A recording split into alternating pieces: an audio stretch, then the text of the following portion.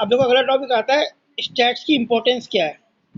Different different field में stats की क्या जरूरत पड़ती है। इंपॉर्टेंस फॉर गवर्नमेंट क्या है, इंपॉर्टेंस फॉर इकोनॉमी क्या है, इंपॉर्टेंस फॉर इकोनॉमिक प्लानिंग क्या है, इंपॉर्टेंस फॉर बिजनेस क्या है। इन डिफरेंट डिफरेंट फील्ड में स्टैट्स की कहाँ जरूरत पड़ती है। अगर हम देखा जाए तो इन चारों चीज़ों में स्टैट बहुत इंपॉर्टेंट प्ले रोल करता है। क्योंकि स्टैट्स क्या है, डेटा है। जब हमारे पास सही डेटा होंगे तो सही डेटा के बाद पे बेस पर हम फ्यूचर की फोरकास्टिंग कर सकते हैं।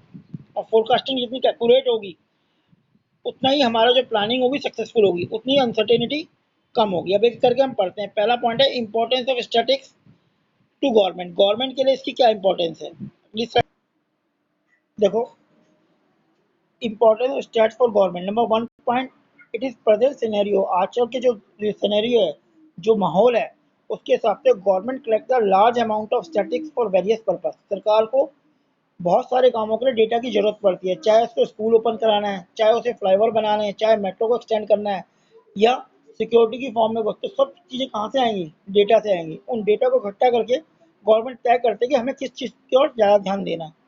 Second point, the role of government at increase and require the much greater information in the form of numerical figure.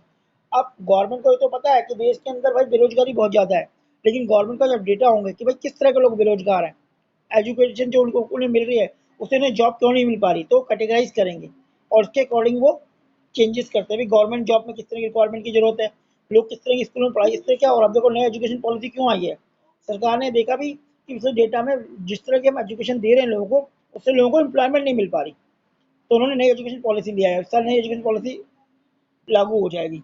उसमें क्या है, उसमें माहौल को देखकर पिछले डाटा को स्टडी करके फोरकास्टिंग की जा रही है कि आने वाले 10 साल बाद, 12 साल बाद किस तरह की जॉब की जरूरत पड़ेगी, और स्कूल के एजुकेशन करिकुलम में वैसी ही चीज़ें डाली जा रही हैं। तो चीज़ें कहाँ से आई हैं, ये सारी चीज़ें डेटा से ही आई हैं। गवर्नमेंट ने स्टडी किया उसे और देखा कि भाई ये जो डिफरेंट हमारा सिनेरियो चल रहा था कि 10+2 फिर ग्रेजुएशन, कॉमर्स, आर्ट, साइंस, इसमें कोई फायदा नहीं हो रहा था, लोगों को इसके बिहाफ पर जॉब नहीं मिल पा रही थी।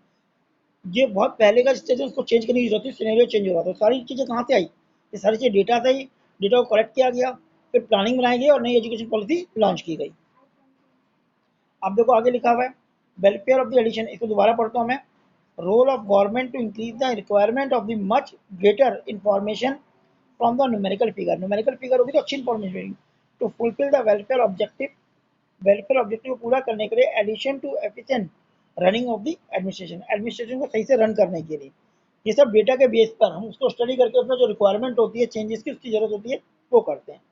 थर्ड पॉइंट देखो उसमें, पॉपुलर स्टैटिक मेथड, जो डिफरेंट स्टैटिकल मेथड है सच एज टाइम सीरीज होता है, इंडेक्स नंबर होता है, forecasting and demand analysis are extensively use for formation of economic policy. अब ये टाइम सीरीज क्या होता है, इंडेक्स नंबर क्या होता है, फोरकास्टिंग क्या होता है, टाइम एनालिसिस क्या होता है, डिमांड एनालिसिस क्या होता है, ये सब आप कॉलेज लेवल में पढ़ोगे। फिलहाल ये इस तरह से होता है जैसे आपने मीन मीडियन मॉड पढ़ा होगा, उस तरह से ये एडवांस चीज़ें होती हैं जो फ्यूचर की फोरकास्टिंग में बहुत हेल्पफुल होती है। जैसे अगर हम बात करें टाइम सीरीज की, तो हमने एक ग्राफ बनाया। ये ग्राफ ये दिखा रहा है कि 2015 में एम्प्लॉयमेंट की कंडीशन ये थी, फिर 20 में आके नीचे हो गई, फिर 25 में ऊपर हो गई, अब ये नीचे आने के चांस है। तो गवर्नमेंट प्लानिंग कहते हैं कि अगर एम्प्लॉयमेंट नीचे आ रही है तो 2025 से लेकर 30 के बीच में हम कौन से स्टेप लें कि हमारी एम्प्लॉयमेंट नीचे ना आए। तो कुछ ग्राफ बनते हैं जिससे हम 2020 में बैठ के ही 2025, 30, 35 की फोरकास्टिंग कर लेते हैं कि भाई ऐसा हो सकता है, और उसके अकॉर्डिंग अपनी प्लानिंग बनाते हैं। तो ये तो बात होगी इंपॉर्टेंस गवर्नमेंट के लिए। आगे देखते हैं इकोनॉमी के लिए क्या इंपॉर्टेंट है।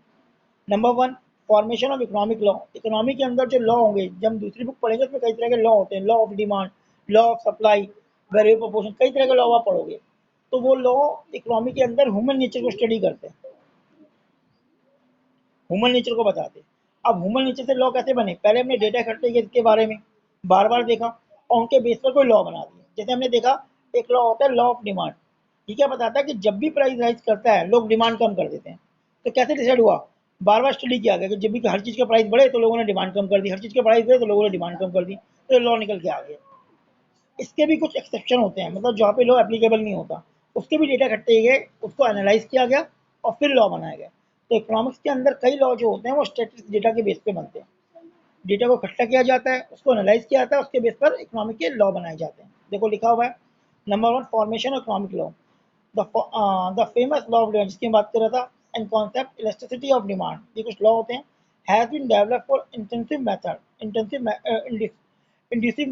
मेथड होता है। ये मेथड होता है स्टडी करने का, तो नाम याद रखो फिलहाल। Generalisation and which is also based on the statical principle. तो इसके बेस पर हम कुछ रूल वगैरह बनाते हैं। अब इकोनॉमिक का दूसरी इंपॉर्टेंस क्या है? Help to understand the solving the economic problem. जो इकोनॉमिक के अंदर जो भी प्रॉब्लम आती है उसको सॉल्व करने के लिए डेटा बहुत हेल्पफुल होते हैं। ठीक है, statical data and statical method play the vital role for understanding and solving the economic problems such as poverty, unemployment, disparities of distribution of income and wealth। मतलब ये जो प्रॉब्लम होती है इसको सॉल्व करने के लिए डेटा बहुत हेल्पफुल होते हैं। हमें देखते हैं भाई पॉवर्टी क्यों है, क्या रीज़न है कि लोग गरीब हैं, क्या रीज़न की एम्प्लॉयमेंट नहीं है। सॉल्व कैसे करेंगे?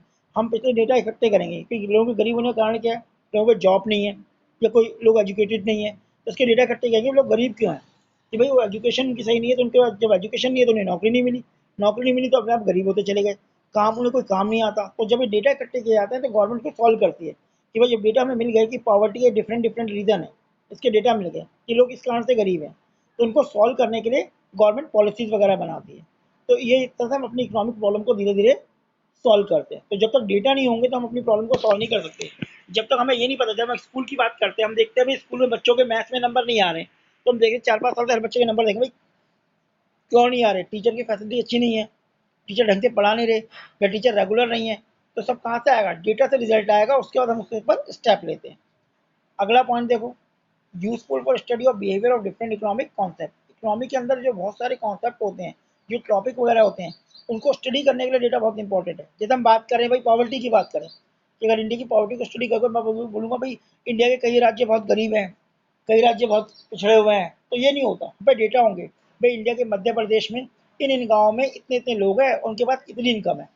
तो जब मैं बात करूँगा भाई मध्य प्रदेश में इस गांव में इतने लोग रहते हैं, नंबर बता रहा हूँ मैं, इसमें से इतने लोग एम्प्लॉयमेंट है, फिर मैं बता रहा हूँ कितने लोगों को रोजगार मिला हुआ है, फिर मैं बता रहा हूँ उनकी इनकम कितनी है। तो उससे क्या हो रहा है, वो ज़्यादा एक्यूरेट चीज़ बताती है, ज़्यादा कॉन्सेप्ट को क्लियर करती है। इनफैक्ट ये कहना कि मध्य प्रदेश के कई गाँव गरीब है। तो जब डेटा हमारे पास होंगे तो हम फिगर पे बात करेंगे और वो कॉन्सेप्ट को ज़्यादा अच्छी तरह स्टडी करेगा। The time series analyser use for study of behaviour of price, production, consumption. ये सब देखो, प्राइस बिहेवियर क्या होता है, प्रोडक्शन कितना हो रहा है, कंजम्पशन कितना हो रहा है, मनी सर्कुलेशन इकोनॉमी के अंदर कितना है, बैंक डिपॉजिट कितना है। इन सब कॉन्सेप्ट के लिए डेटा की बहुत ज़्यादा ज़रूरत होती है। तो इस तरह से हम डेटा से इकोनॉमी के अंदर भी स्टैट्स को यूज़ करते हैं।